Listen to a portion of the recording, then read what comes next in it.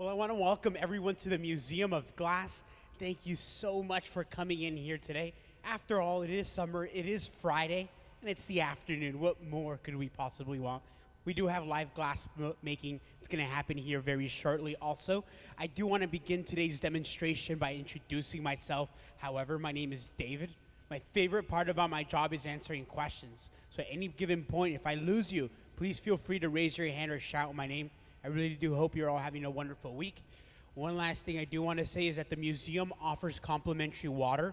When you enter the hot shop on your right-hand side, we have free water. It's very important that we all stay hydrated, especially now that the weather is really nice, the sun's out, and it does get quite hot inside this hot shop. You can still watch the live glass making in a cooler area. Right outside our grand hall, we have a lounge area. We have our live stream set up within our TVs. That's a great place to see the live glass making without being all next to this heat that we're going to experience here in this hot shop. With that said, let's learn a little bit about glass. After all, that's why we're here. Again, if you're a member of the museum, we want to thank you for being part of our museum family. Essentially, the way we stay open is by all our wonderful visitors. So you, just by coming in here to the museum, you're helping us out. The best way to help us out is purchase a membership. It gives you unlimited access to the museum. But we noticed that the glassmakers are now coming out. Here today, we do have a very special day. We have a glass legend. I mean, this man is a pioneer in the glass industry.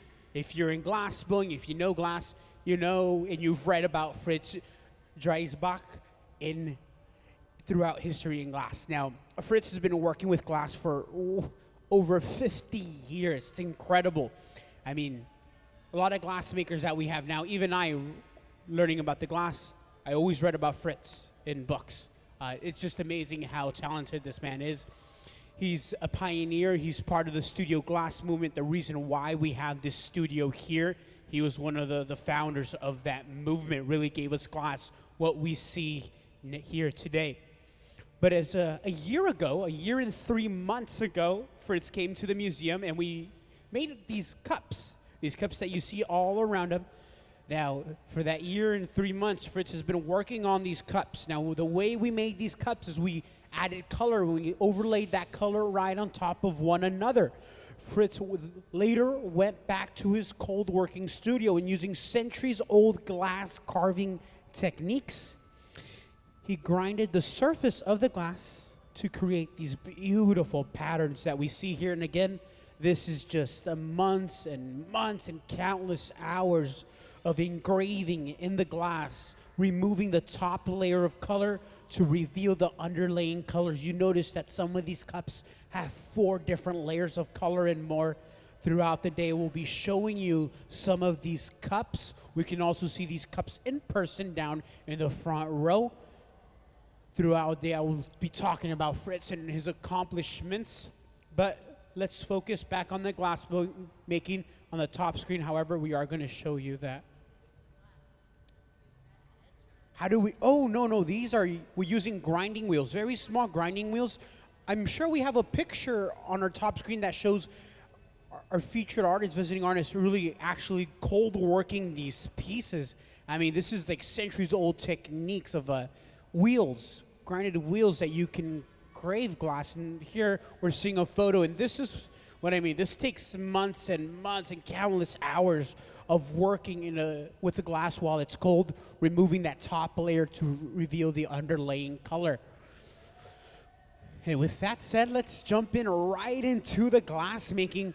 I do want to expose you to a little bit of the heat that we work with here, just so we all understand why this is called the hot shop. Why is it so dang hot inside of here? Well, first of all, our chambers are incredibly hot. This one is what we use to reheat the glass. It's about 2,300 degrees Fahrenheit. You can feel really why we call this a hot shop. Can't you? Definitely can feel that heat coming off from there. Essentially, there is no glass inside of here. This is just a chamber we use to reheat the glass itself. It's approximately 2,300 degrees Fahrenheit. So if anyone brings like their lunch in, we can reheat it within about a minute, all right? That's how hot this chamber is.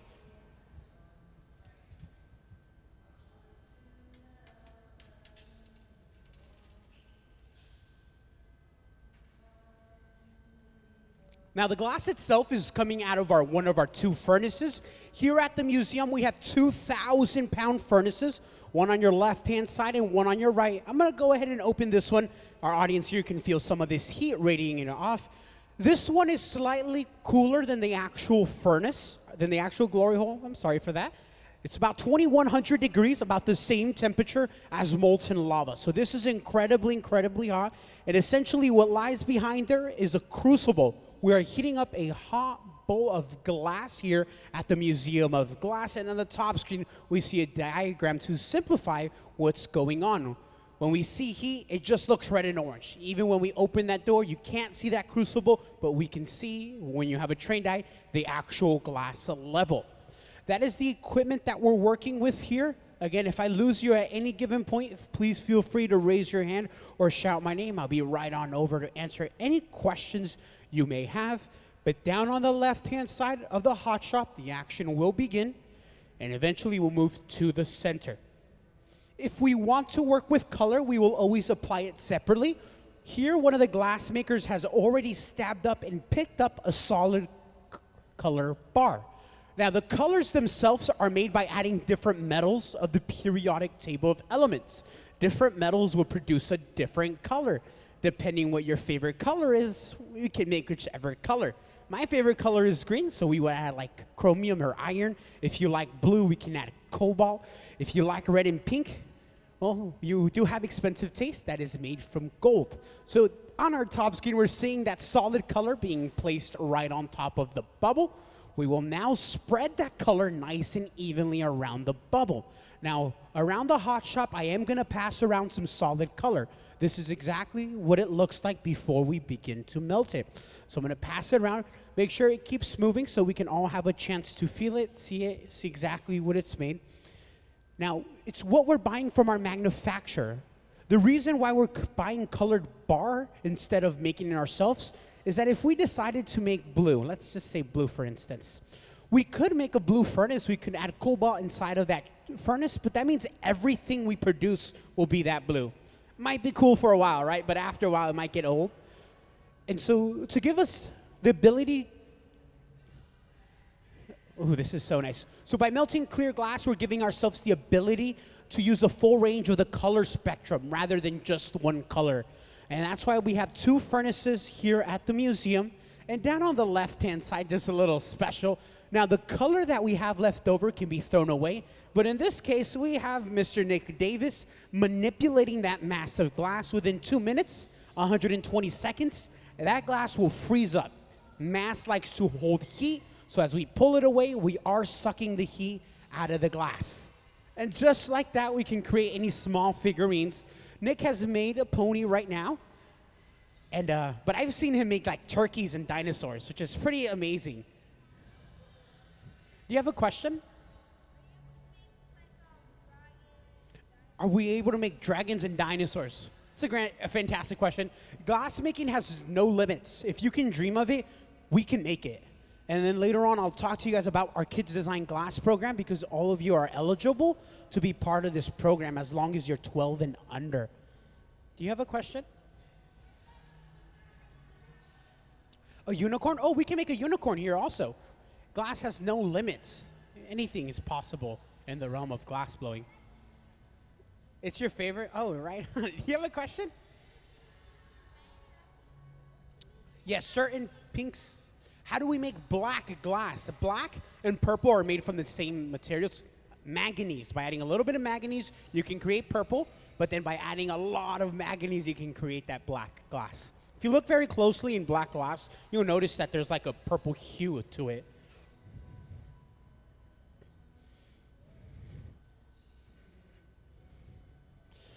So Sarah down on this left-hand side took the color and she's been spreading it evenly around the bubble. And now it's very important she spends her time and distributes that color evenly. If we don't, at the end of the day, when we're looking at our piece, we'll notice that there's different densities of color. So it's very important that we spend our time ensuring it's on evenly. At that same time, down in the center, we're going to go ahead and get started with a different section of glass. Both sections of glass that you see on both ends of the benches will be joined together later on. but they start off separate. Now, down here, we did that same process of gathering glass. We've blown an air bubble on the inside. Down on that left-hand side, we're doing a little bit of adjusting to the bubble, getting rid of any dirt or debris that might be left in the color itself.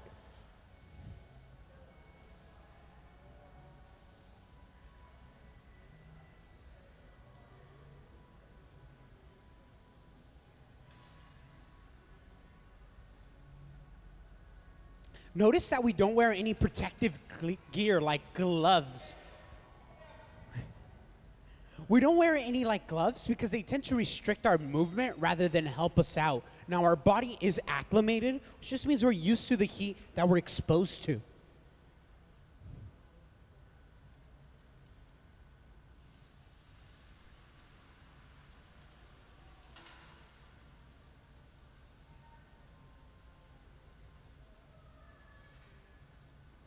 Down in the center of the hot shop, I'm going to introduce our gaffer.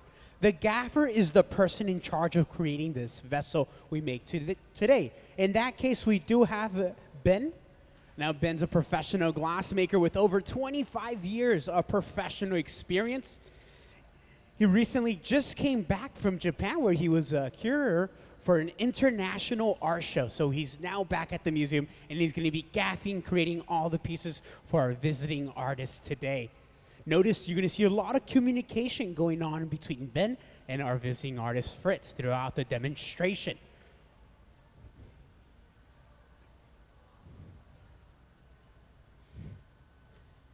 As we follow the glass making down in the center, we notice we're using different shaping tools, like a wooden block to ensure that bubble will blow out evenly, and then the actual glass blowing part, when we're blowing air through that blowpipe.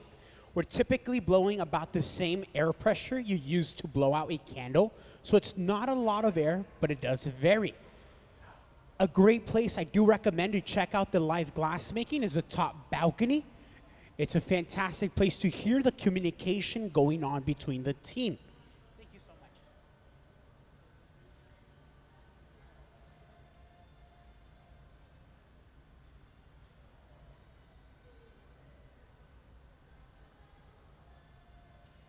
Yes.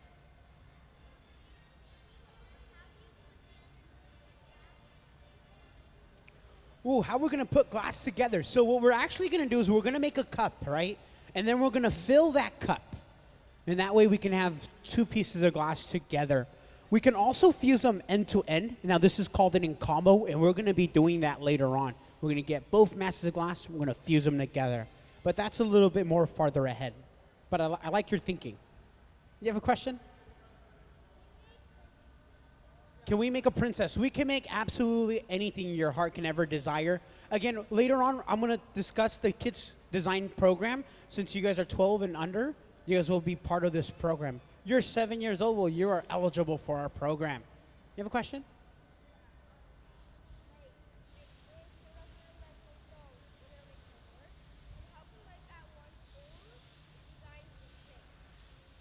Repeat that again?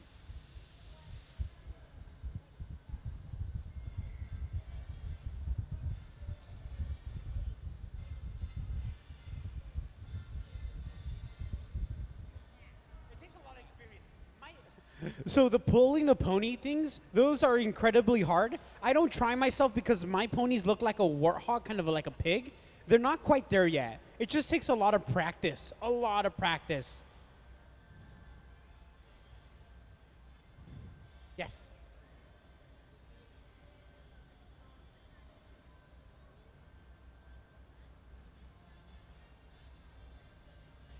Yes, to inflate our piece, we can blow air. Now we're blowing about the same air pressure used to blow out a candle. So it's not a lot of air, but it does vary because sometimes we're asked to blow soft, sometimes we're asked to blow hard. We've created a small cup. This cup is going to be used later on in the process. We're going to be doing what we call an encombo. An encombo simply means you're going to be joining two pieces of glass together to make one. So as that process continues, down on the left-hand side, we're seeing the actual piece that we're going to be working with. This massive glass will be transformed into a cup, and we're going to fill that cup bottom to top. The reason we're making a small cup out of that massive glass is because we want the colored glass to be on the very outside instead of the inside. By doing this, we can then give the ability for our visiting artist, Fritz, to go back to his studio and continue cold working if he wishes to. However, if that color was on the very inside, on the middle of the glass, it'd be quite hard to reach it. Yes?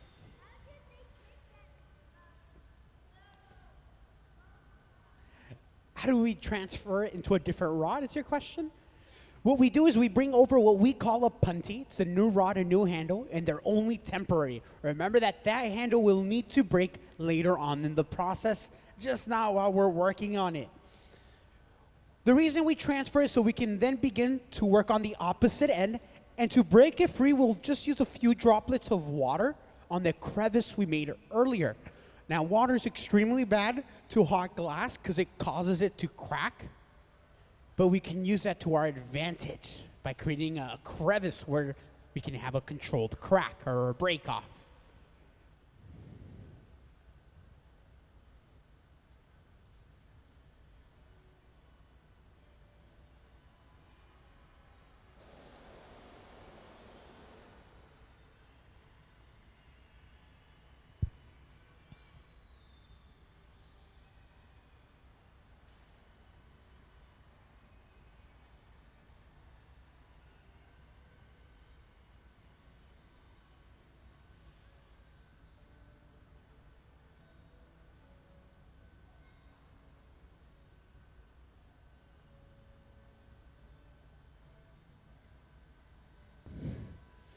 We use wooden paddles here in the hot shop to create flat edges, or in this case, it can even be to shield the person who's working with glass.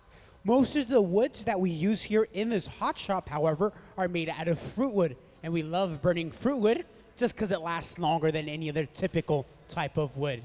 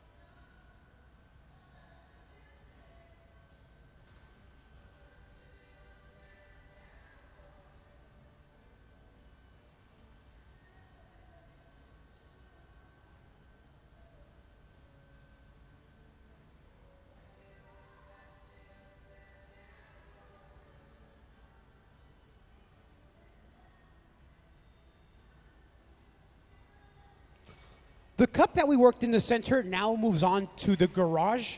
The garage is a temporary place where we can store the glass and keep it warm. Now, on this end is approximately 1,000 degrees. Now, that's hot enough to prevent the glass from breaking, but not too hot where it can be malleable.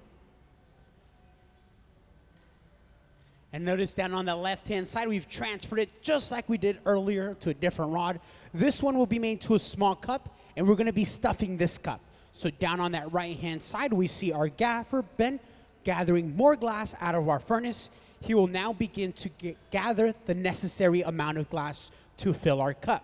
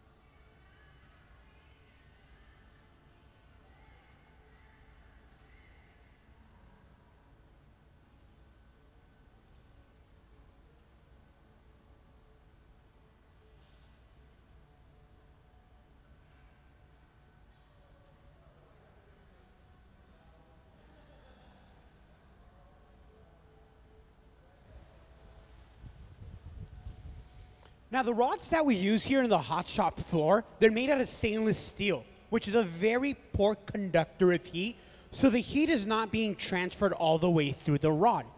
If you take a close inspection of the rod, notice that we're holding the rod directly behind the discoloration. Towards the tip, it becomes dull gray and black, and we're not placing our hand in that area. Rather, it's directly behind it where the rod is still shiny. And that's where the rod is not hot. It's a great place to continue turning the rod also.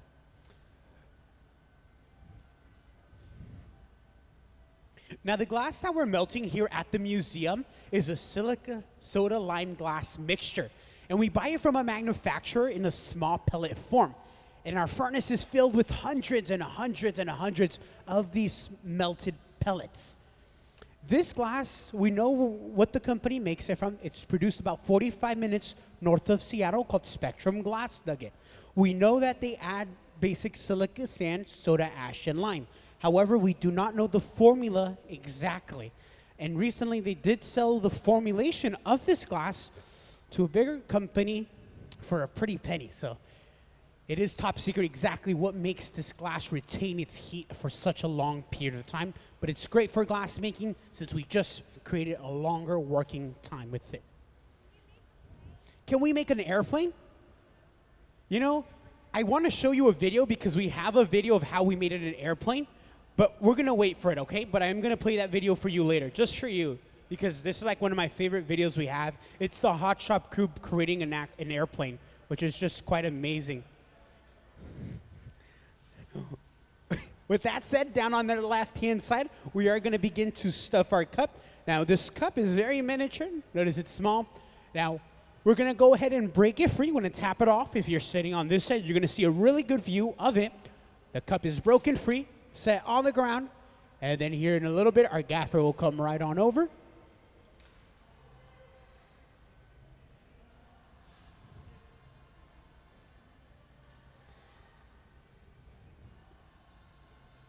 If you're wondering why we do this step of stuffing a cup, first of all, what makes filling the cup so difficult is that if we do any sudden movements, we can actually trap a giant air bubble on the side of the piece, and we will practically have to start all over.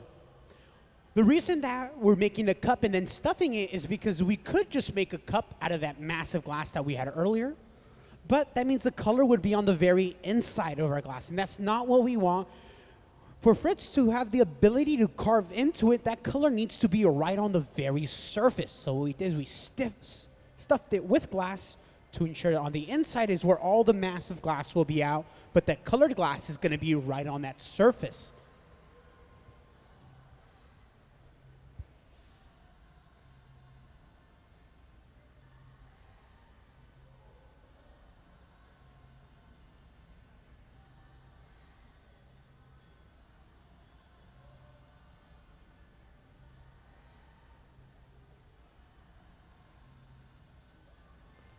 By rolling back and forth on the steel table, we can ensure that that cup and that molten layer have fused together permanently. Do we have any questions from the audience? Any questions that you may have about what you're seeing here today? Totally fine if you don't.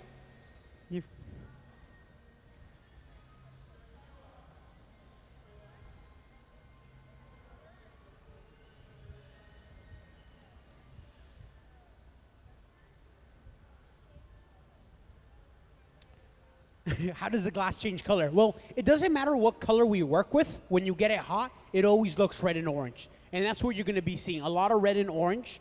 Its true color won't come back until this glass is properly cooled down.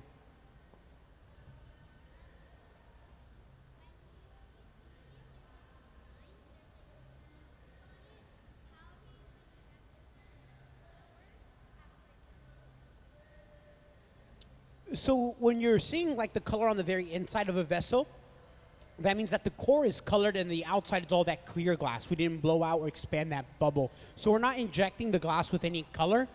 That's how we started off. That's the basics of it.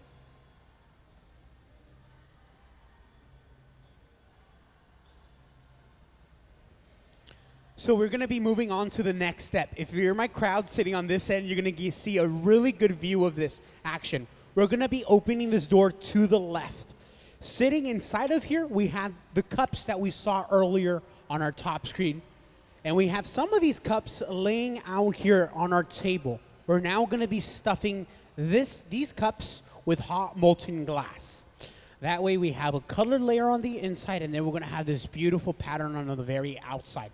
To do so, we're gonna do a similar process. We're gonna let the core cool down, gather on top of it so it can stick to the cup, and just like that, we're gonna fuse our core and put our cup together to make one piece. When we hold the rod straight up and down after the gather, this is done for a few different reasons, but one of the reasons is to let go of excess glass, but also look at the symmetrical shape we're left with after the glass has evenly coated our core.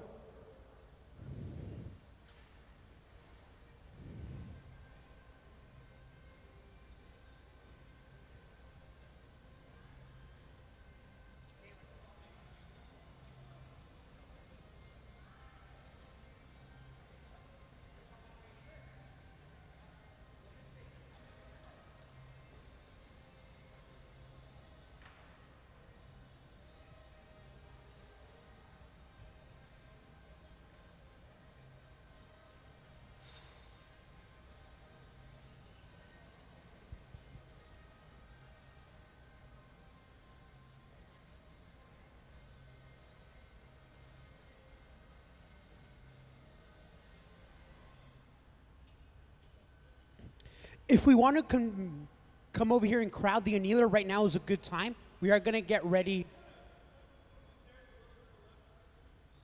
So on a little change, it looks like we're going to be opening the doors to the right. So if we want to crowd around right now, it's a good time. We are going to get ready to stuff it. However, we're going to see a really good view on our top screen either way.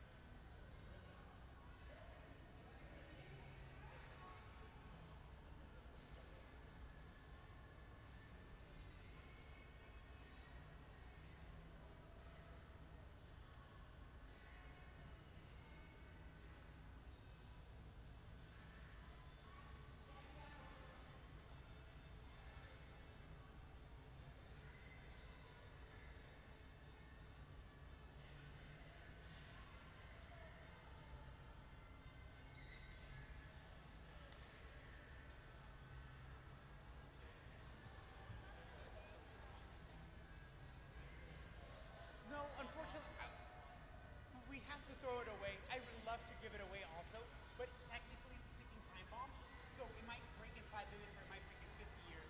We don't know, but at one point or it will break. Oh no, this piece, it's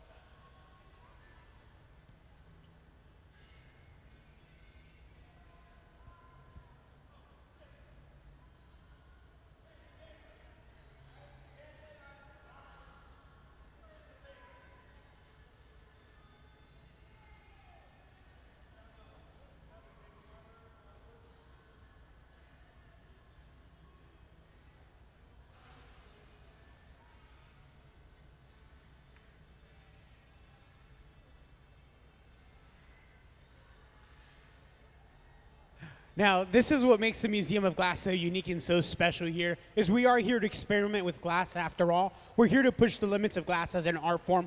We're here to ignite and create creativity using glass.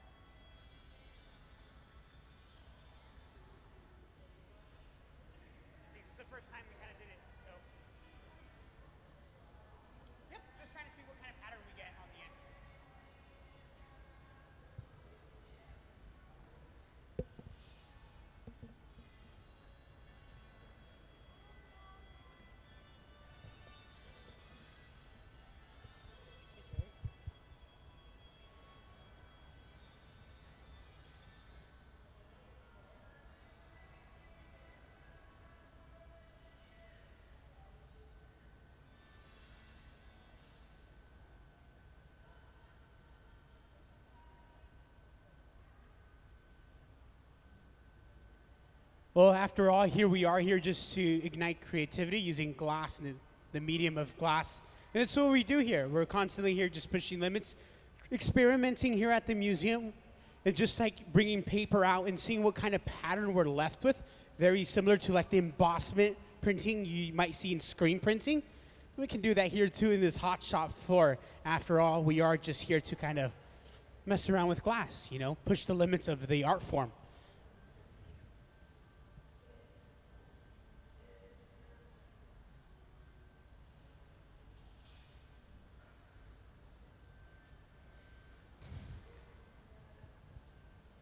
So the person in charge of this whole piece down here, again, we have our designer, which is our visiting artist, Fritz, and then we have our professional glass maker down here, Ben with over 25 years of professional experience. So now that we have all these patterns together, the glass blowing will resume.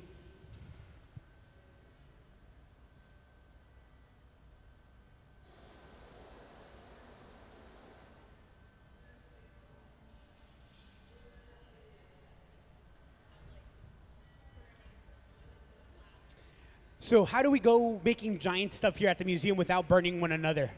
First of all, the crew that you have here, they've been working for well over 10 years. I mean, this crew is incredibly talented. Another thing is we learn a lot of safety. I have this really bad habit. I don't know if it's a bad habit, but everywhere I go, I say behind you. I could go to a concert, I say behind you.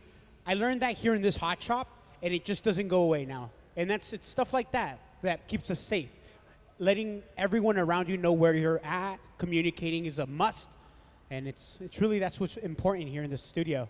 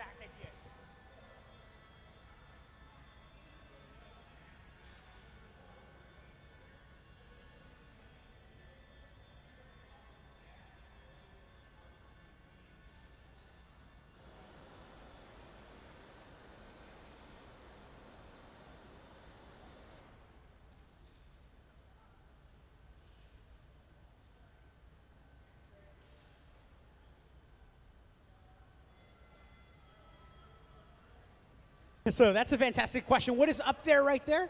That is a giant fan that just sucks the heat away from us, allowing us to stay nice and cool. So if you haven't had a chance to look up, I highly recommend it. But we're also showing you exactly what this piece looks going to be straight up.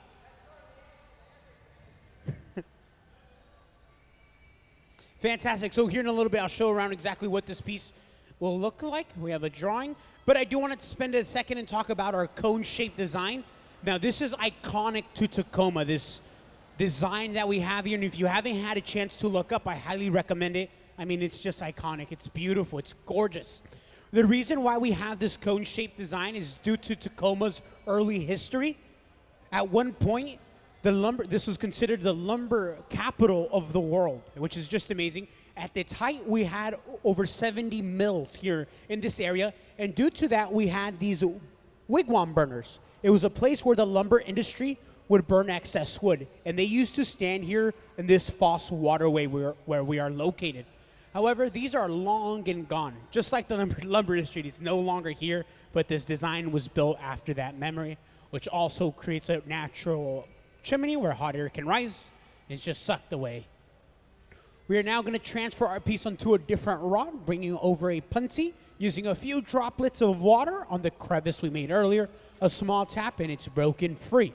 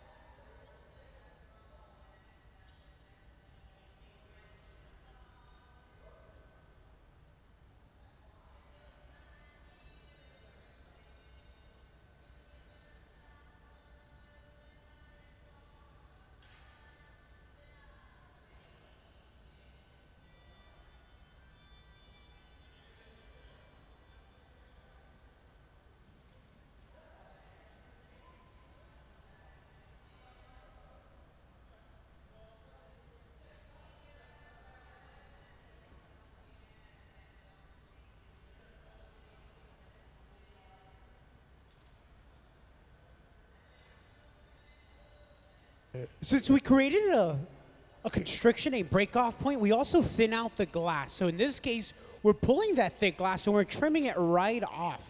Now, any glass that ends up on the ground, we don't recycle here at the museum. And it's due to its color content, but it also because it touches the ground, it can become contaminated with any dirt or debris. So that glass is thrown away. I would love to hand it out to our audience to give it away, but unfortunately, it is a ticking time bomb. That glass, the stress in it will eventually break it. Now, it might break in 5 minutes, it may break in 5 years or 500 years. We don't really know. But we do know for a fact that it will break.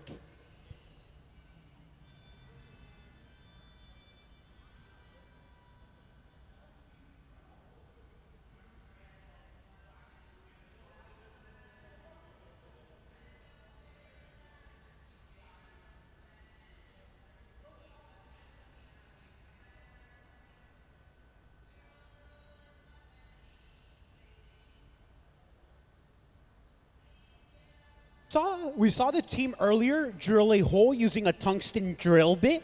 The reason why we drill this hole is to ensure that the glass blowing can continue by adding a blowpipe on the very bottom. We can be assured that air can continue to flow if needed.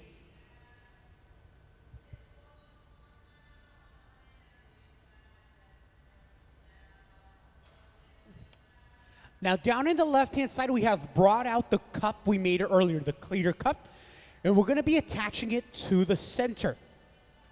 Now we've measured both diameters, and we're gonna ensure that they can stick to one another on contact. To make them stick, however, we're just gonna use heat. Gonna get both ends nice and hot. You'll see a red and orange hue, and on contact, they'll be fused together. And then that will close the hole we have on the top, which means we'll have a closed atmosphere and the glass blowing can resume.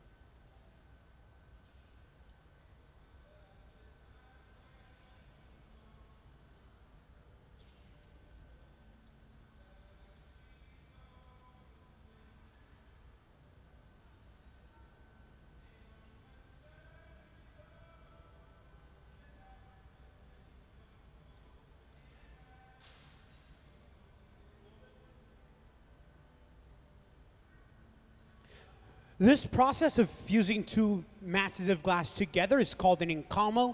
All encamo simply means is you're joining two masses of glass together to create one piece. If you look throughout our gallery and throughout our store, if you notice there's two pieces, two or more, that's a harsh transition. Chances are they probably did this encamo process.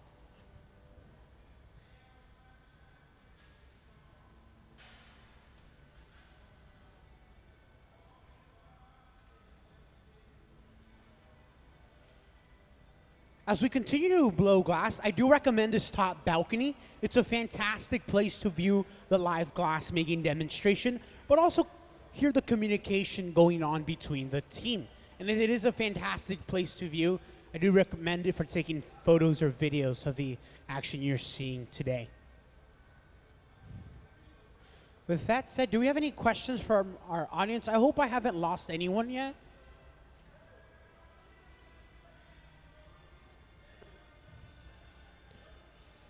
The paddles. So yes, down here we're using wooden paddles. Now, the paddles we use here are made out of fruit wood just because they last longer, but they have a chard, which is just the natural way of the wood not catching on fire.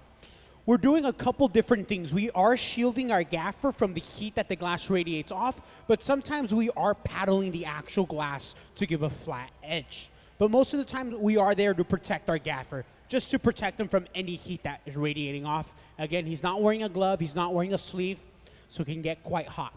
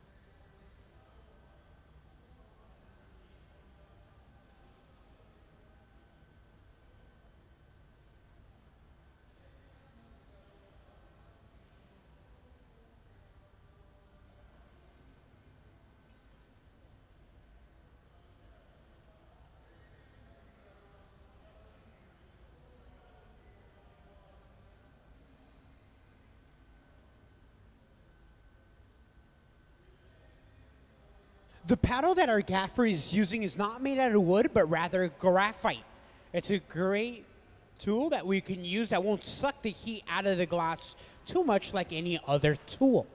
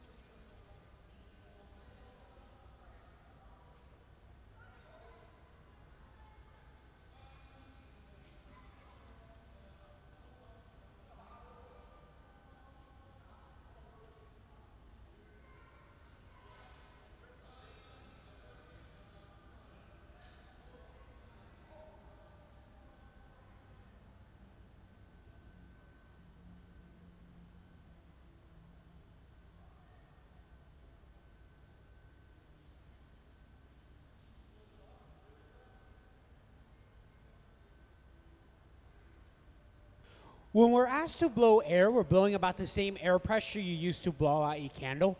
Now, it's not a lot of air, but it does vary.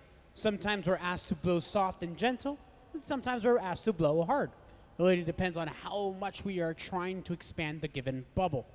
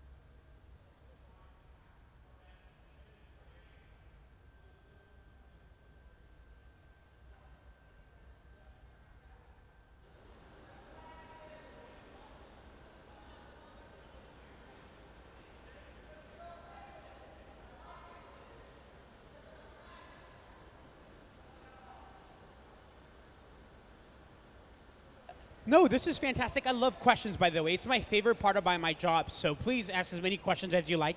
We're heating up that back area. That is the area that will always absorb the least amount of heat. So if this piece is gonna crack, it's gonna crack in that area that we just torched it. By torching it, we're ensuring that that edge or that side is absorbing enough heat. Notice that's the last thing to enter the chamber, the first thing to leave. So no matter what we do, no matter what happens, that area will always be cooler than the rest of the glass.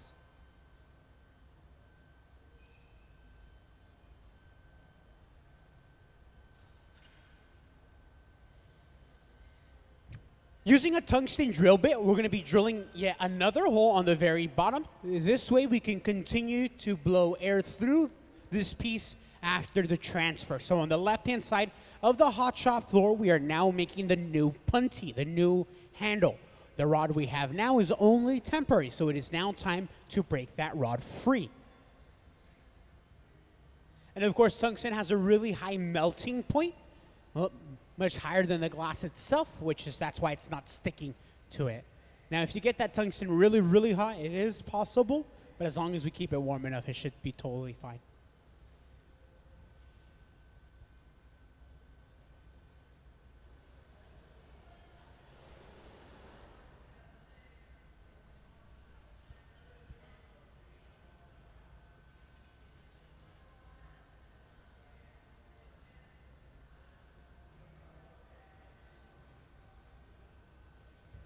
The new handle is brought on over hot. Again, it needs to fuse. It also needs to be weak enough to break off later in the process. So as we stick it together, we now go back and create a constriction, another break off point that we will use later on. A small amount of squeezing creates that indentation necessary to create a weak spot. When we're adding a new rod, it's very important that we place it on center. This way our vessel is not wobbling on that rod, rather it's turning on the same plane. To break it free, just like last time, we use a few droplets of water on the break-off zone.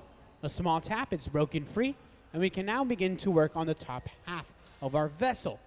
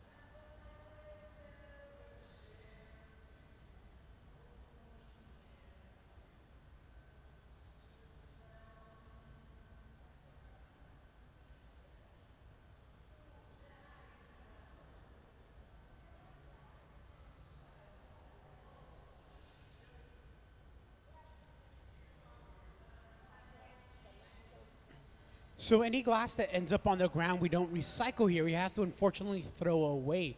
If we try to place it back in our furnace, it'll actually melt out and all that color will distribute inside that furnace, which means a couple pieces that we make will have a little bit of that color. It just gets thrown away. I believe the company that recycles our glass is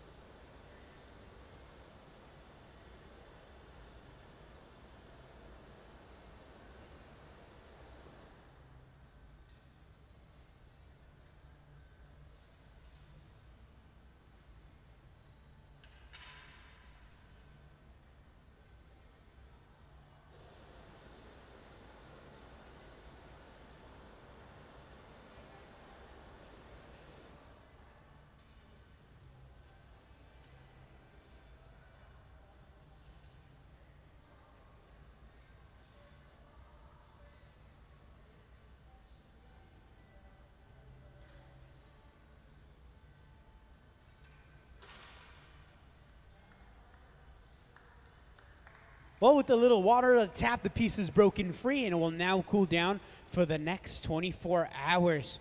Can we give another round of applause to this amazing crew we have here, but also our visiting artist, Fritz himself.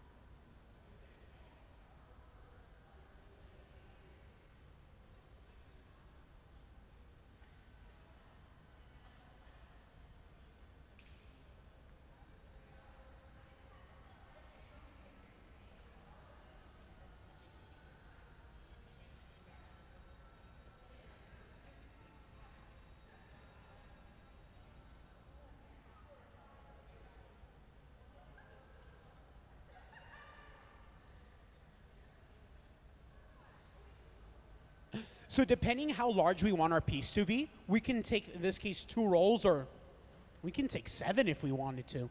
Just make our piece larger and larger.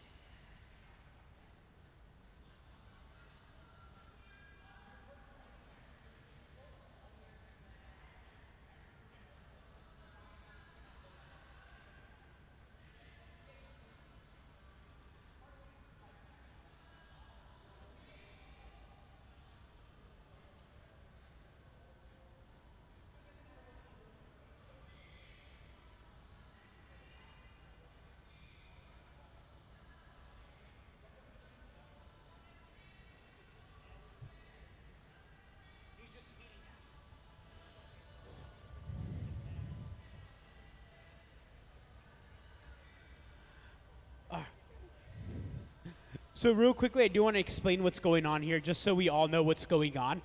I want to start by talking about the equipment that we have. Here at the museum, we have 2 furnaces, one on the left and one on the right. They're both holding molten glass. On the top screen, you're seeing a diagram of how they work. Behind the door lies a ceramic pot. A crucible of glass is what we are heating up here at the museum. So if I open this door, we can't really see it because it's really, really hot, but behind that door lies a crucible, and that is what we're heating up using natural gas as our fuel source here at the museum. Now, down on your left-hand side, we are creating a small cup. This small cup is going to be filled with hot glass, and that core is being started down in the center with Sarah. So down on that left-hand side, we're going to make this mini cup, a miniature cup. We're going to set it right on the ground, and we're going to fill that cup bottom to top. The reason why we've made our color into a cup, a small cup, is to push the color on the very outside of our vessel and not on the inside. The reason why this is important is this is going to give the ability of our visiting artist, if he wishes to, when we're done, it's going to give him the ability to cut that glass and actually be able to cut to that layer. If that color's on the inside, we're never going to be able to touch it. We're going to grind so much clear glass, we're never going to be able to touch that colored glass. But if we made it into a cup and push that color on the outside, fill it with molten glass, that color is going to be right on that very surface, and we can grind into it.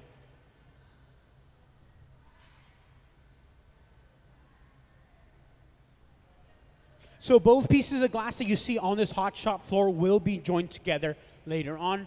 Down on that left, we have the mass of glass that will be used to stuff the mass that you see on the left.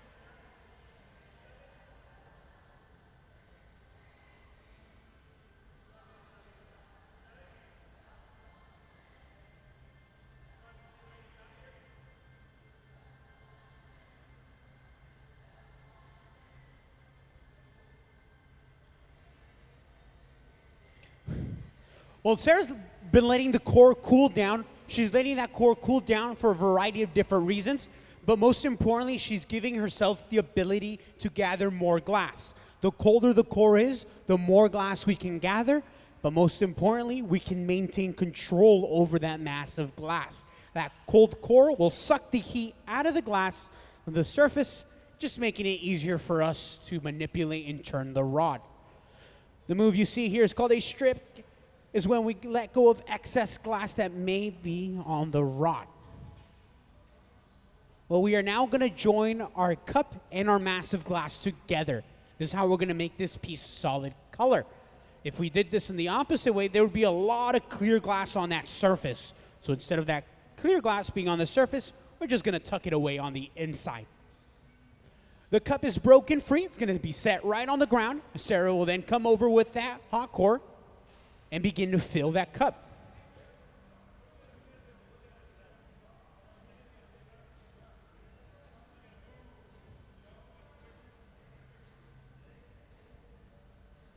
And just like that, that massive glass is fused together.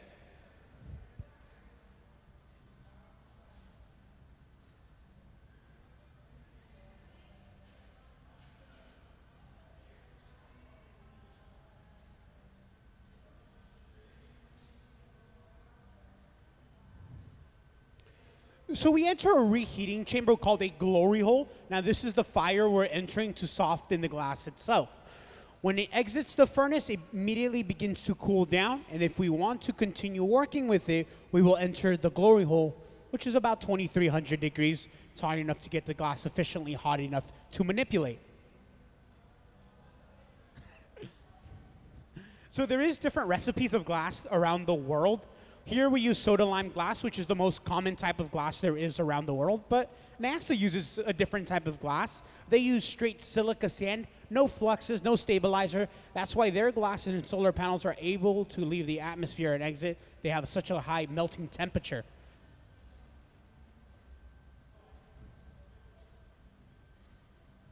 Some of us may be familiar with crystal glass, leaded glass. It used to be popular a few decades ago. However, that glass is not as popular as it is anymore. One of the reasons is its lead content. Can leak into anything that's inside of a vessel after a long period of time.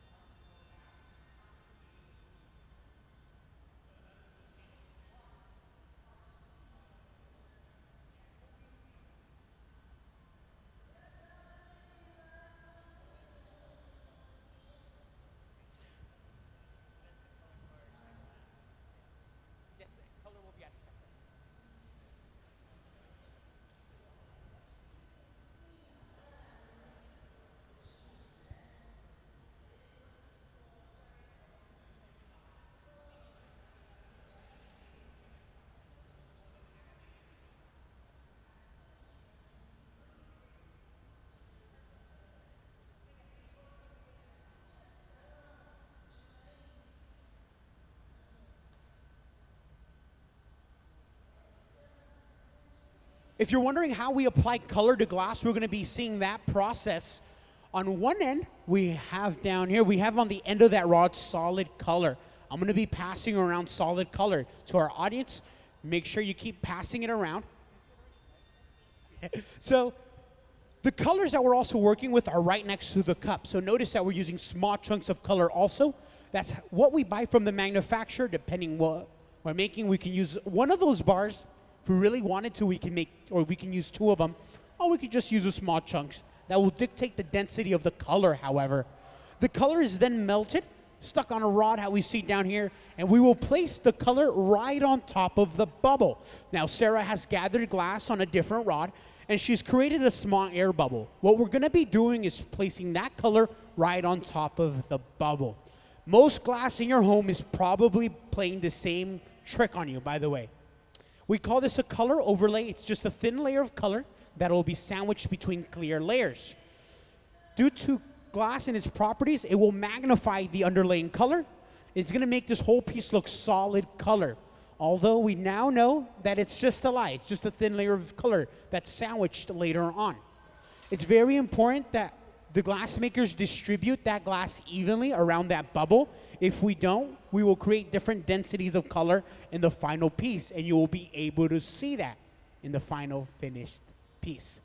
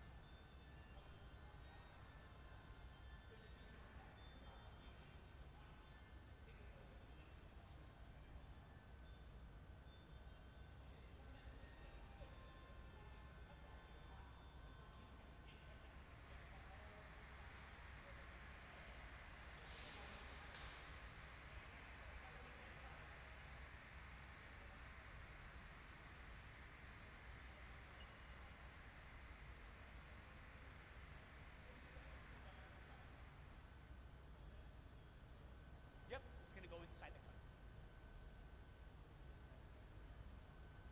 Well, this cup, they're warm. They're not molten. They're just warm enough that the glass will crack on contact. Yep, that will be exactly what the pattern will look like. Only bigger when you blow out. Essentially, yes. But we're getting kind of ahead of ourselves. Just have quite some time before we get to that step. But I like the thing. So we are gonna.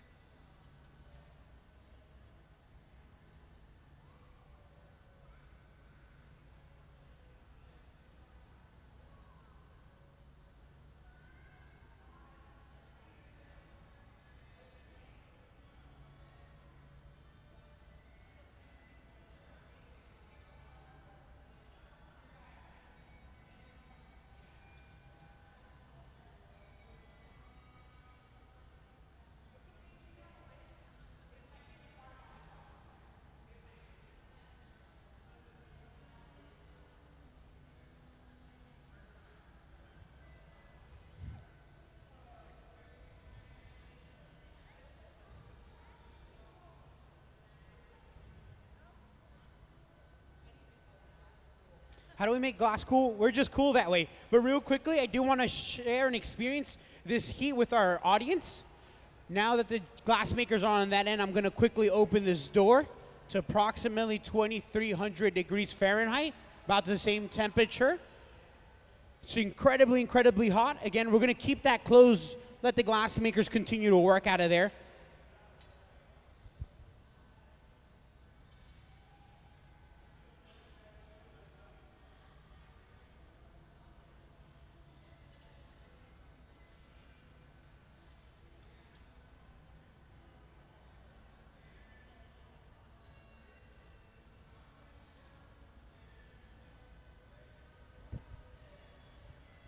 Earlier, we laid out a variety of different canes.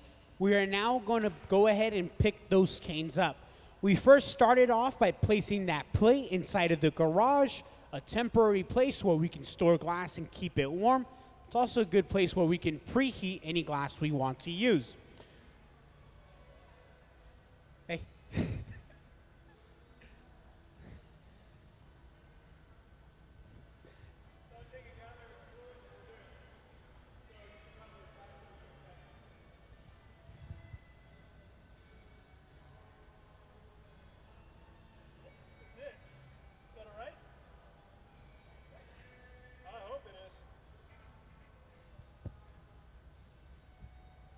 As we take another gather of molten glass, Mr. Nick Davis down here has begun to preheat the canes that we're going to be using. We're going to give an initial shape. If you want to show your friends or your family something unique you saw here at the museum, you might want to hit record on your phone here soon. We're going to be rolling on the surface of the glass, and we're going to pick up all these canes in one take. Now, we've measured the length of our canes.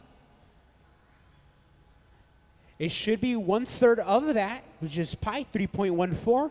In one roll, we can pick up all those canes in one take. And just like that, we've applied all these wonderful canes in our vessel in one quick heat.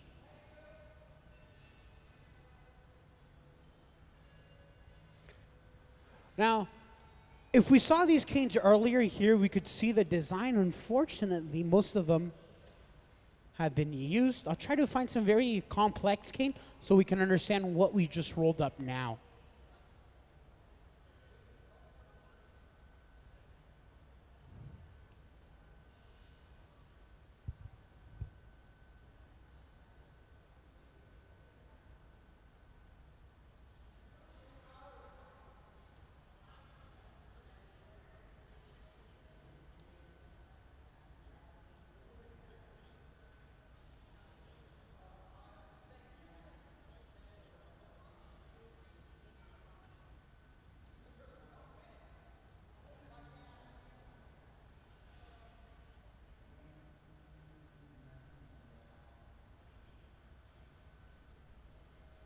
Our fuel source here at the museum is natural gas. That's what we're burning. Do you guys notice that there's like a weird sound in here, right? Like a weird buzzing or whirling sound?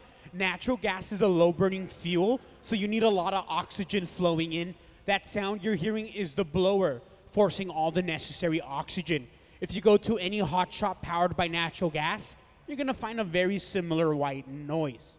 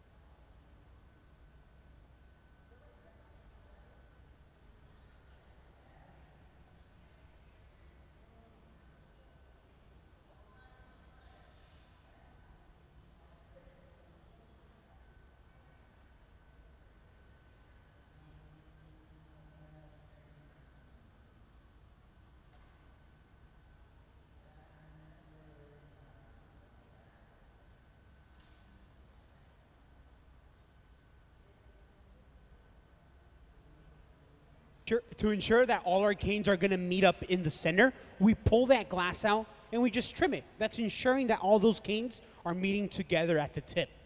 Notice you hear that kind of sound? That's the ridges in the cane themselves. What we try to do is smooth out that surface. If we gather with the bumpy surface, what will actually happen due to the viscosity of the glass, it won't flow to any small nook or cranny. So any indent you have in the glass, an air bubble is trapped. And that's not what we want. We could do that if we wanted to, poke a bunch of holes in it and trap air bubbles. But in this case, that's not what we want. We're going to go ahead and let that course cool down. Once we get it hot, only the very skin of the glass will get hot, and that should melt out any ridges we may have left.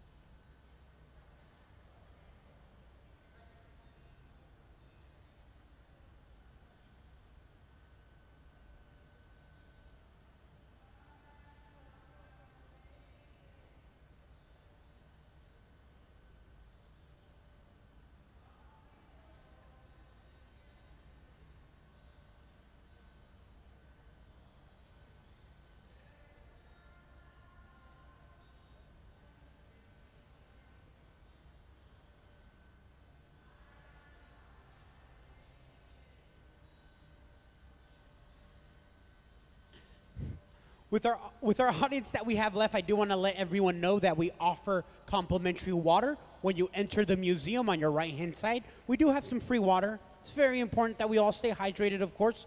Now that it's summer, the sun is out, you are in a hot shop, so it does get quite hot in here. Please remember that we do offer water. If you still want to see the live glass making, just not here because I know it does get quite hot, you're more than welcome to check out the live glass making in our grand hall. We have a lounge area with our live stream set up. It is a great place to see the live glass making without being all next to this heat, of course.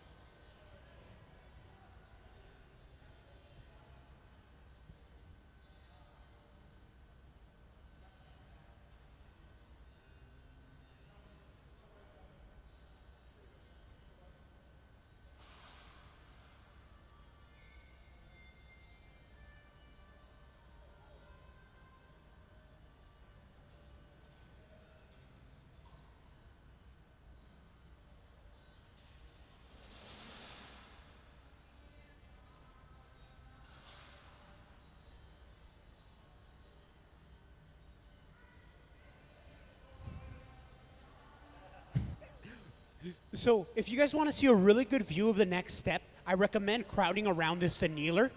Inside this annealer, we have one of these beautiful cups that we have here in the very front table. On our top screen, however, we're going to show you some of the video clips we took of these cups here shortly. As those play, I do want to explain what's going on inside this annealer. Here we have the cups that we will see here shortly on our top screen. They're being heated up to 1,000 degrees Fahrenheit. Now, a year and 3 months ago, Fritz was here at the museum, and we made these cups for him. Now, they have multiple layers of color. By grinding on the surface, we can remove the top layer color to expose the bottom line color. By doing that, we can expose all that beautiful patterns. Now, some of those cups that you see on the top screen right now are being heated up. They're sitting in this annealer. We slowly brought them back to this molten state, and we're going to bump them up to 1,100 degrees Fahrenheit. Here shortly, we're going to go inside of this annealer, and we're going to stuff one of those cups you see on that top screen. So we're going to go ahead and do that here shortly. I'll make sure to give everyone another heads up just before we're stuffing that cup. If you're sitting here, you're going to get a really good view of this. The door will be opening to the right. The action will be happening on that right-hand side of yours.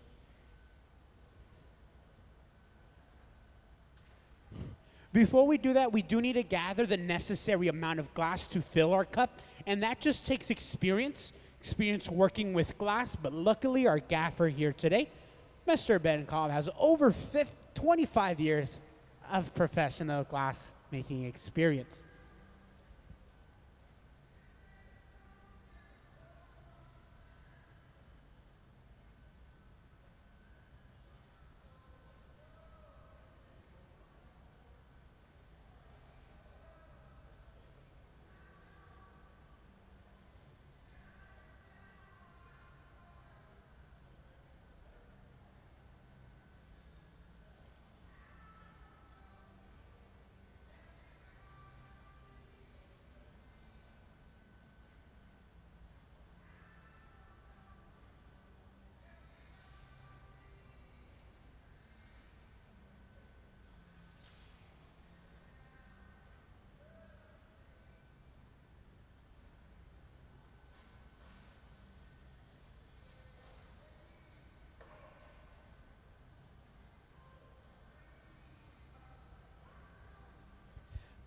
So how do we make glass into different colors?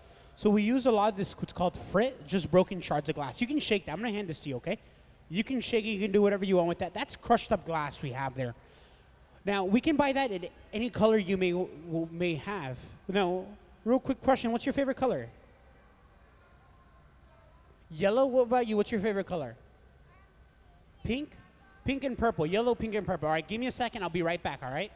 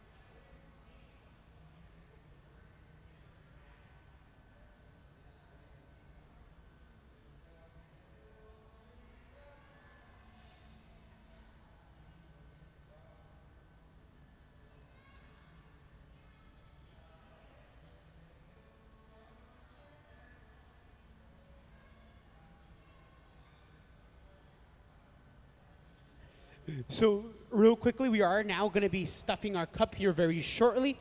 Notice the glassmakers are standing by this area. If you want to see this action, now is a good time to kind of crowd this area. We will be opening that door to the right-hand side. On your right-hand side is the place to view it. But again, if you don't, we're going to have a camera focus there so we can also see that.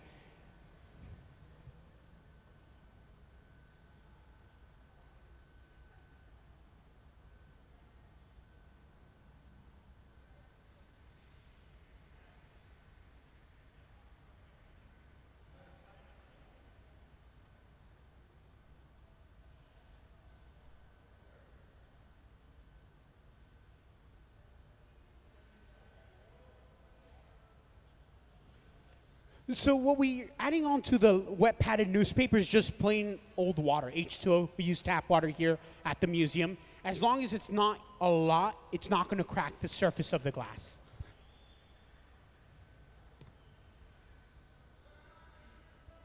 Yes, it definitely will steam up.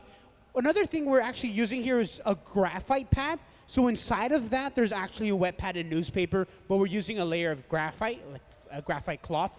It doesn't stick to the glass as much, and it doesn't leave any residue behind, which is why we're using that. The newspapers can sometimes leave a little kind of marking left.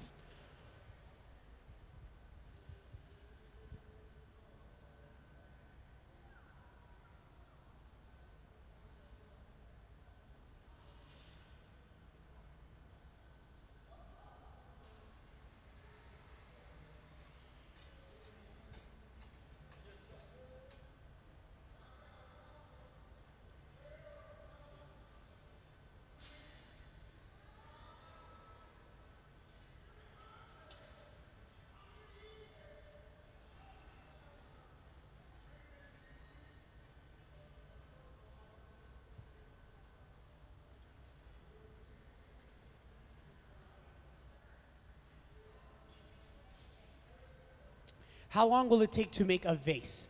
It really depends how complicated this vase is. We are going to make a vase out of this vessel you see here. I'll bring over you the drawing and looks. Hopefully we'll finish before 5, but if it takes a little longer, we'll just stay here at the museum until we are complete.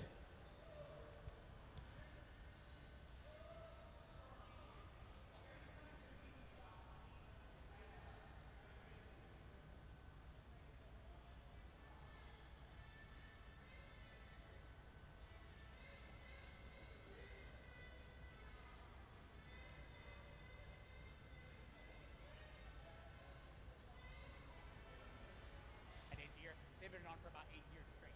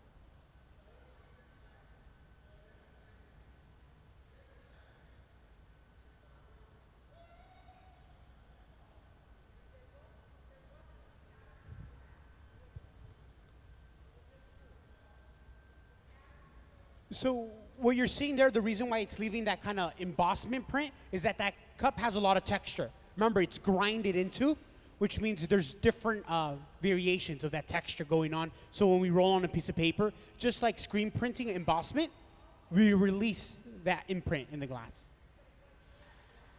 The print itself was in the glass.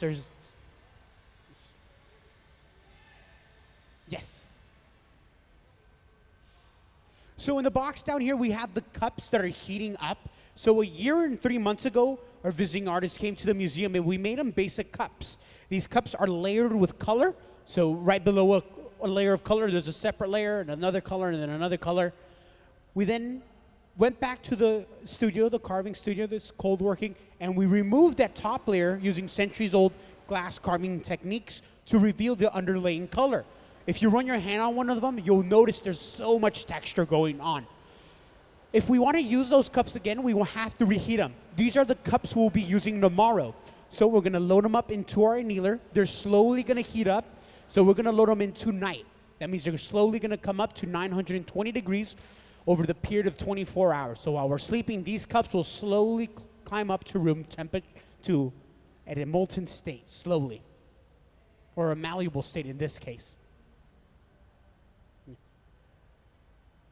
Yes, exactly. Very similar to that process.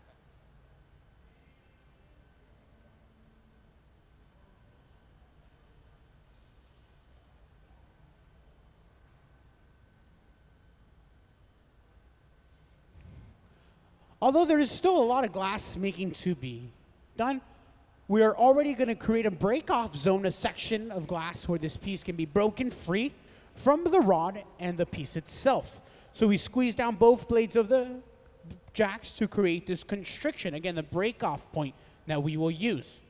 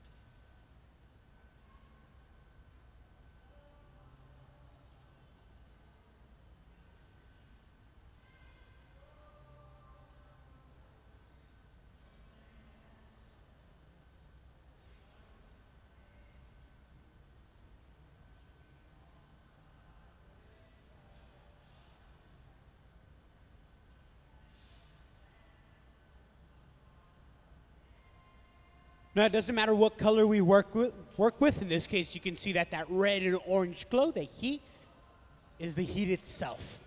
Typically, where the part that you see the most red and orange, that is the hottest portion. And notice it's always on the tip. The tip of the glass is the first thing to enter, the last thing to leave. So no matter what happens, that tip will always be hotter than the rest of the glass. And this is the actual glass blowing part of glass making. We can see Mr. Nick Davis standing by blowing air through that blowpipe. He's blowing approximately the same air pressure you use to blow out a candle. Now, it's not a lot of air, but it does vary.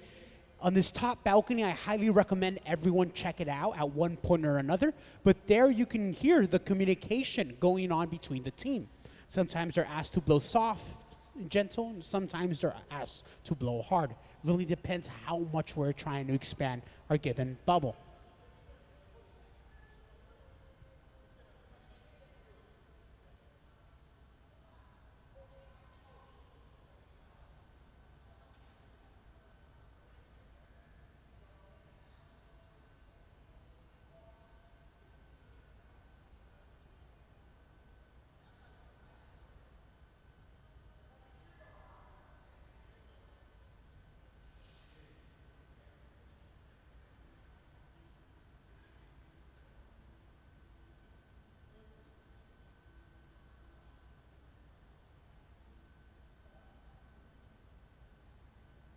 Now, the shaping tool we're using here is a wet padded newspaper, which is a very old shaping tool we use. It's just the standard newspaper.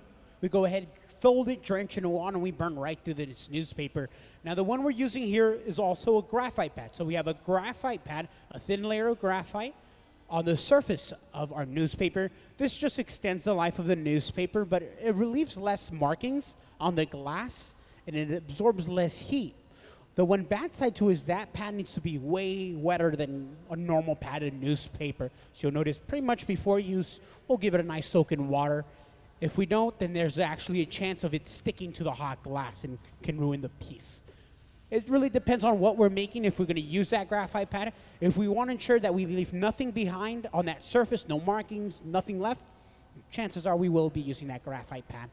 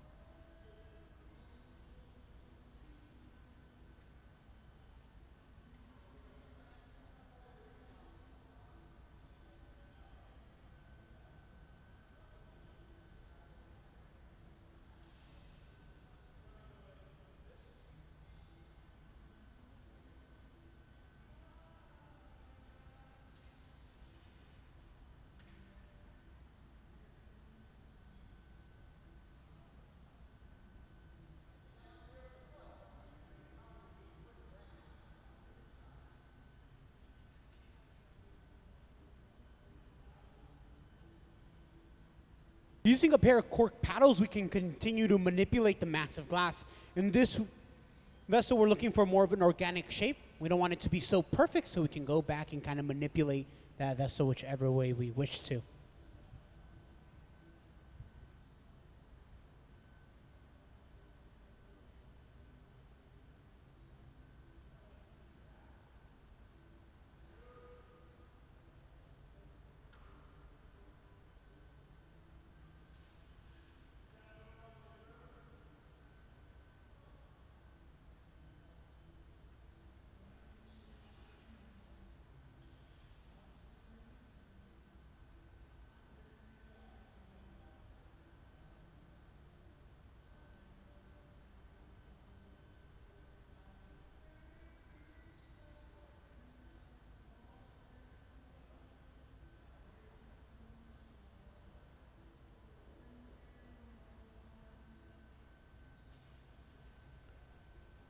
In the drawing that I had shown to everyone, there's a patty on the very bottom of our massive glass. We're going to be adding that patty of glass.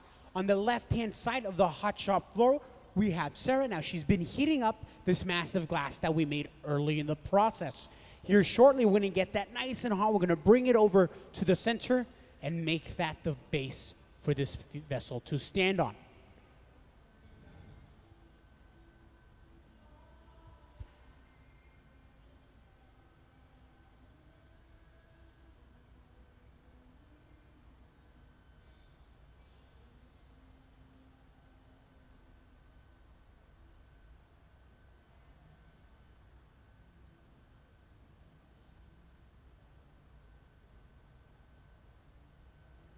And we can come back. We see that Sarah's rod is incredibly hot. We just see that ripping red into orange glow. It's almost turning to white. That's one way we can gauge the heat in the massive glass. Here shortly, we will be adding that to the bottom of our vessel too, which is just great. We're using a wooden block to shape that massive glass, but what that wooden block is going to do, it's really going to ensure that that core is hot. It's going to push all that heat right on the inside. It's going to make it great, so when we cut it free, the inside of the glass is not cold.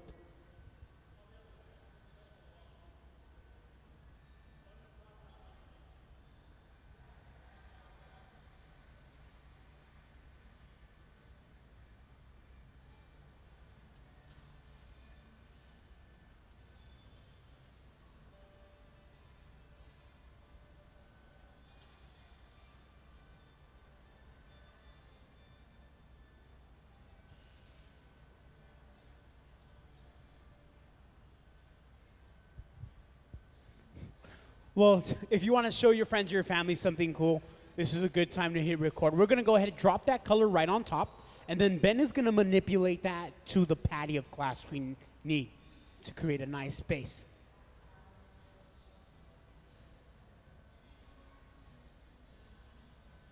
And again, to do something like this, it just takes experience, a lot of time working with glass, knowing how to manipulate it and how it works.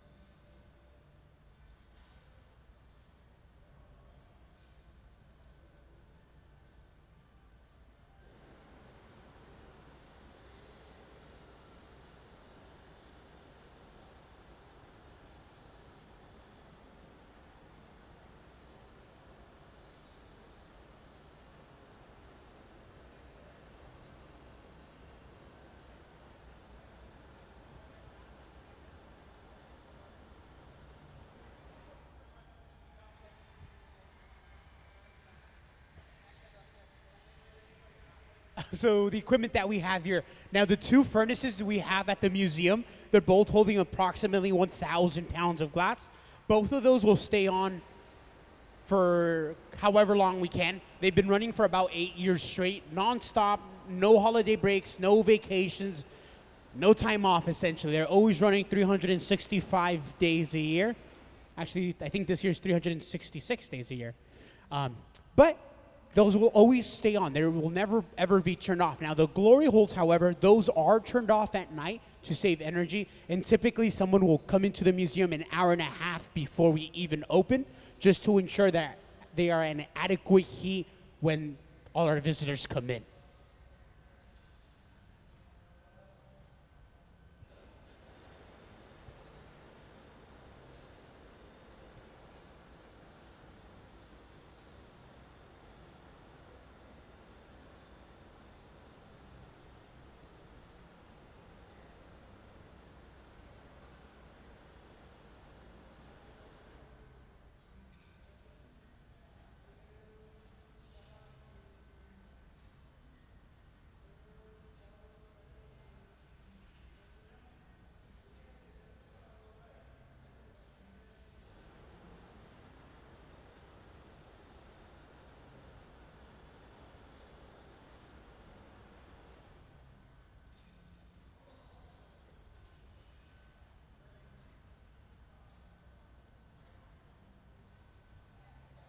We are now going to be transferring this piece onto a different rod. Now, we have Sarah Gilbert down here. She's gathered glass on a new rod, and she's going to be bringing it over to our gaffer. When we're bringing over a transfer rod, remember, it's only temporary, so this rod will need to break later on in the process, just not while we are working with it.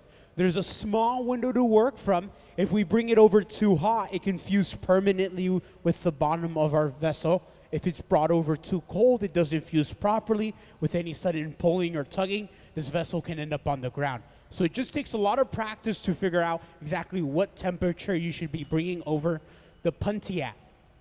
Luckily, our team is incredibly talented. Again, our gaffer has well over 25 years, and Sarah down here over 18 years. Well, we used a little bit of water on the crevice we made earlier, the breakoff point. All we needed was 2 drops of water, one on each side. The piece is now broken, and we can begin to work on the top half of our vessel.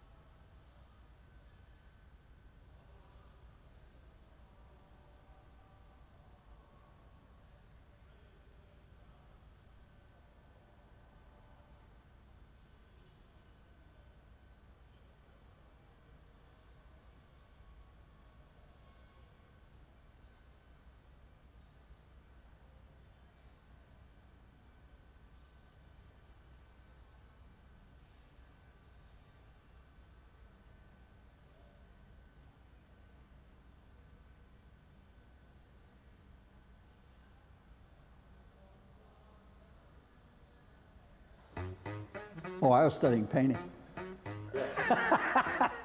My painting prof said, well, okay, your schedule looks good here. You've got some 3D classes, but you're 2 credits short. And if you don't have a full load, they won't give you an assistantship.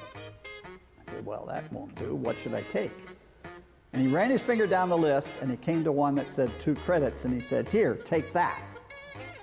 And I said, what is it? And he said, it doesn't matter. It's 2 credits. And it was the 2nd glass blowing class in America. Experimental class. This is a series of glasses that I've been doing for the last 5 years that we call cameo cut glass. So we came here a year and 3 months ago and blew cups, or blanks I call them, that have colors on the outside and clear on the inside. And then I took them to the engraving machine. I carved through each color down to the color that's below it and make a pattern. These are not finished at this stage. Then I bring them here. We're going to put glass inside the bubble and pick it up and reheat it and blow it out. But this color that's on the outside of this bubble will also be on the outside of the final piece. You can make any shape you want after you've got it all attached. And here are some, this is a cup and a finished piece.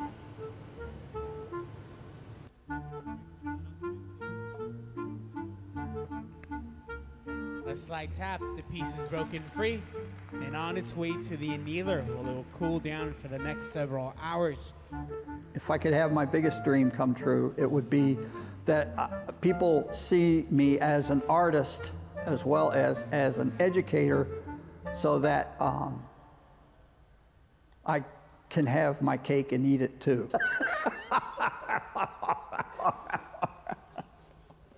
It's good, huh?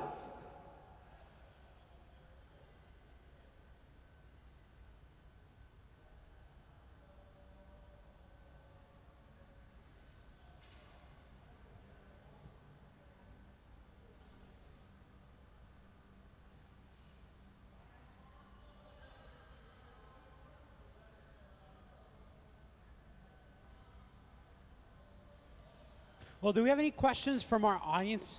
Any questions that you may have? We have an amazing AV crew, by the way. All that footage you saw was just taken today. I mean, we also make sure that we see the best view from our top screen, and they're always working hard. If you notice that window up there on your top right, that is our AV crew down there. We have my good friend Jay working hard to show you the best angle possible here in this hot shop floor. They're always putting in hard work, constantly working. And we thank them so much.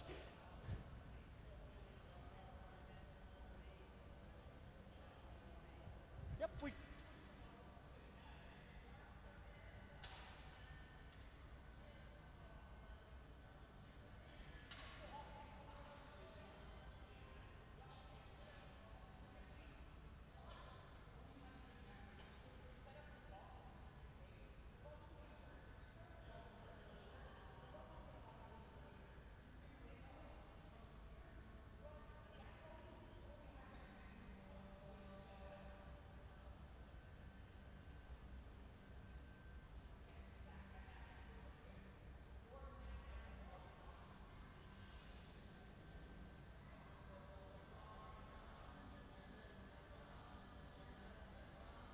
Well, that's a fantastic question. How to open a vessel up if the opening is not circular? Well, we are using different tools. One of the main tools we use is called the Partrophes. Now, it's very similar to the jacks, but this time they have wooden blades that just minimizes the marks that are left on the inside. And then it does start circular, but then we can use different tools like the cork paddles to essentially create the curvature shape we are going for, continuing the lines. Now, anything you could ever dream of is possible in this studio. We have an amazingly talented crew, so the glass has no limits.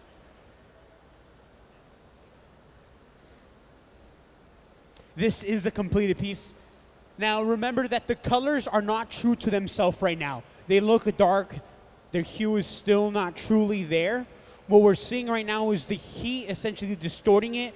Although we see a little bit more of its true color, it's going to look different when it's completely cooled down, and we won't really see that until the next few days. So tomorrow around this time, we will be opening our annealer and seeing all the goodies we created. I mean, we can see that on the right-hand side. All this stuff was made yesterday here at the museum. We were making these beautiful, beautiful pictures. By the way, these pictures will be available in our store. And sometimes we make stuff for our demonstrations that are functional, but you can also see now we're creating completely different pieces. Again, these pieces, however, we will be selling them in our store on a future date if you are interested.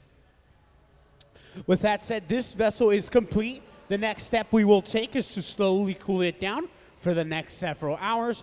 Unfortunately, what will happen is the outside of the glass and the inside will cool down differently. And that stress will ultimately cause the glass to break, crack, or even explode.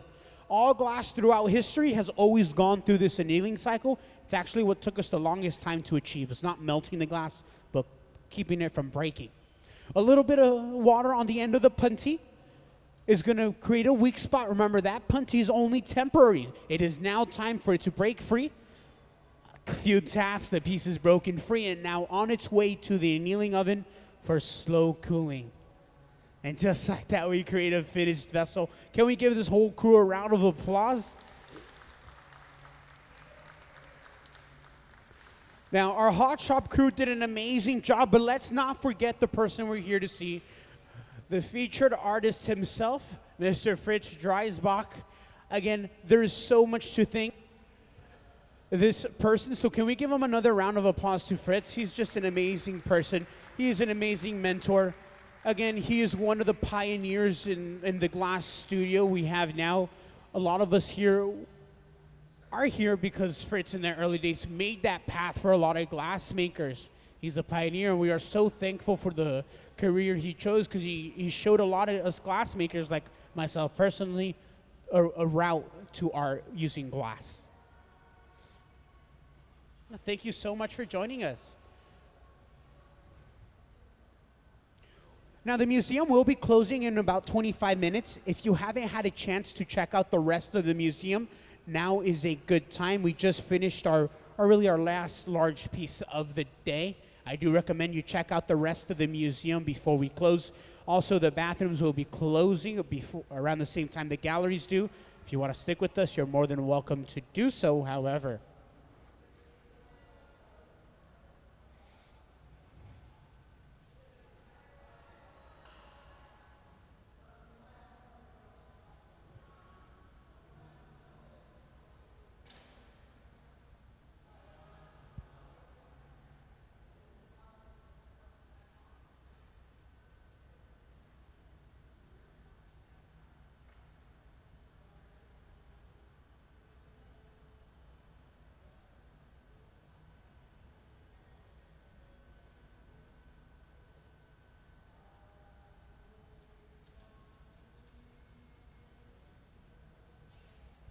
Thank you so much for joining us. I hope you enjoy the rest of Washington. Please enjoy our area, and you enjoy your Friday.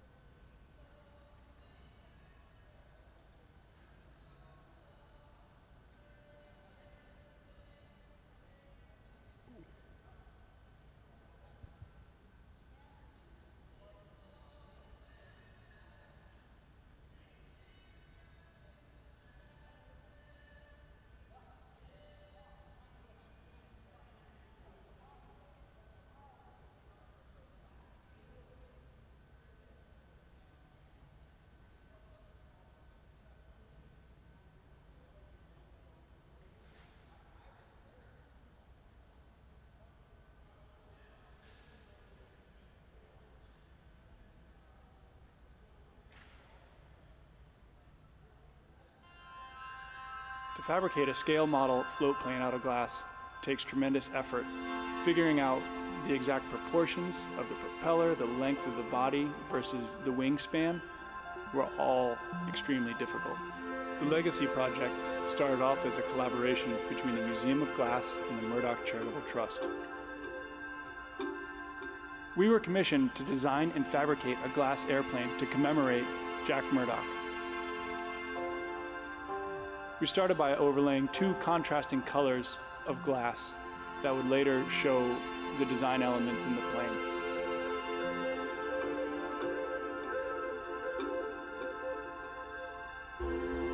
We're working with the glass at a temperature of over 1500 degrees. We create a small color cup to allow for a nice even distribution of color.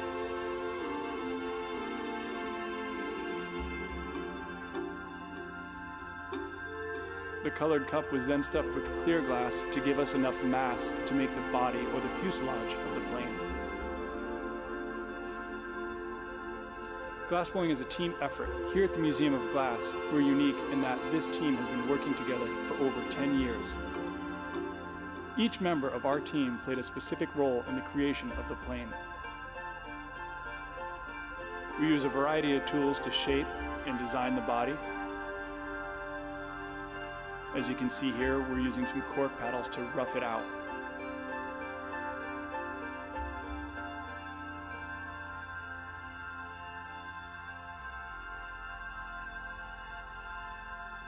The body is then transferred to yet another blowpipe so we can finish up the tail of the fuselage.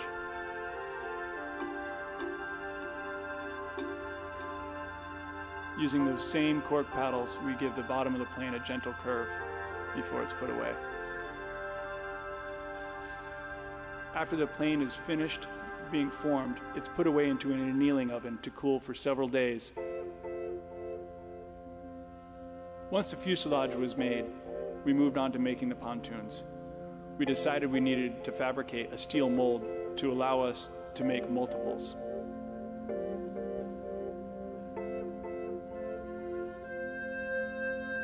In order to have the pontoons match the plane, we used the same white color bar. This time, it is solid. The solid glass is then heated up to approximately 2,000 degrees Fahrenheit, and then it's pressed into a steel mold.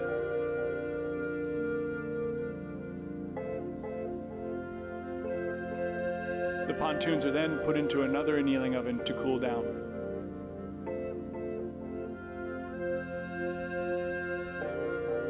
In our cold shop, the fuselage of the plane is now being ground or sanded down to remove any unwanted material.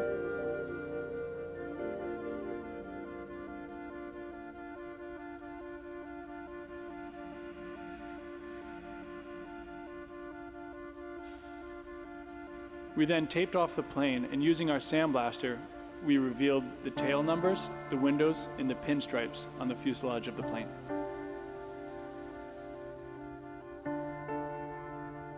The sandblasting process is often very rewarding, as the color is quickly revealed, bringing life to the aircraft.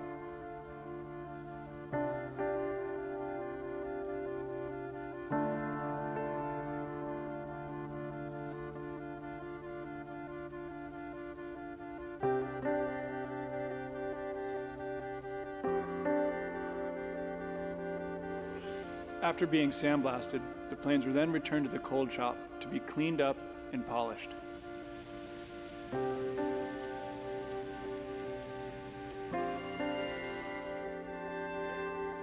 The wings, the vertical and the horizontal stabilizers were all water jet cut out of handmade sheet glass, again made from the same white color to match the body of the plane.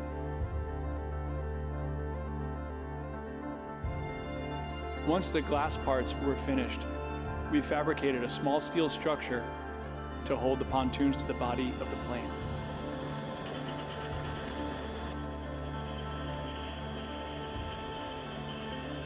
The nose cone was turned on a lathe while the propeller was carved out of a sheet of steel to make a fully functional propeller. Now that we have all the parts of our plane, it was brought back to the cold shop where the assembly began. The vertical and horizontal stabilizers were notched out to fit the tail of the plane, while the wing was glued into place. The gluing process takes many hours. We start with 2 clean surfaces, apply the glue, and it sits for over 72 hours before a full cure.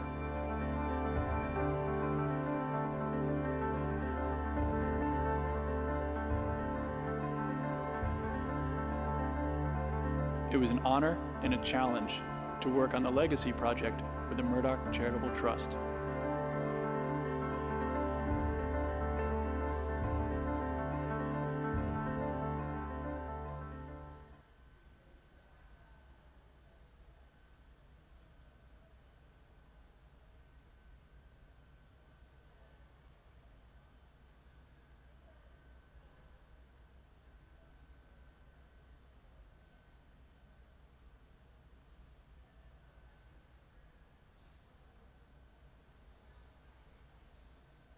Well, we are going to wrap up our live glass making demonstration. Unfortunately, these pieces take quite a few hours to create. So we are just going to finish our day by setting up our kneeler with all the cups. Now, if you want to see this process, you can see the process online where we will post our live stream of today's action. We do all forms of social media, everything from Instagram to Twitter to Facebook, and you can check out our live streams on YouTube. This cups that we see now, we won't see them until tomorrow. We're going to heat all these cups back up to 1,000 degrees. Tomorrow morning, they should be ready, by the way. So while we sleep, these cups are slowly going to climb back up to a nice, good temperature that we can use them at.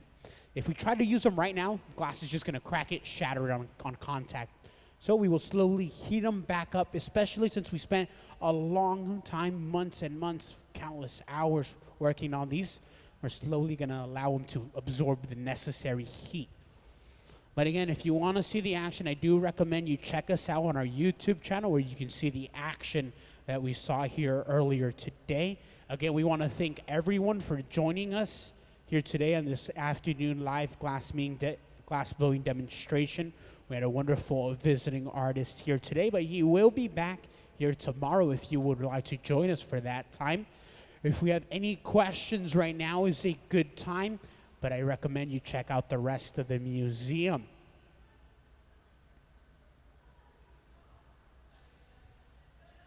Well, we will open our doors at 10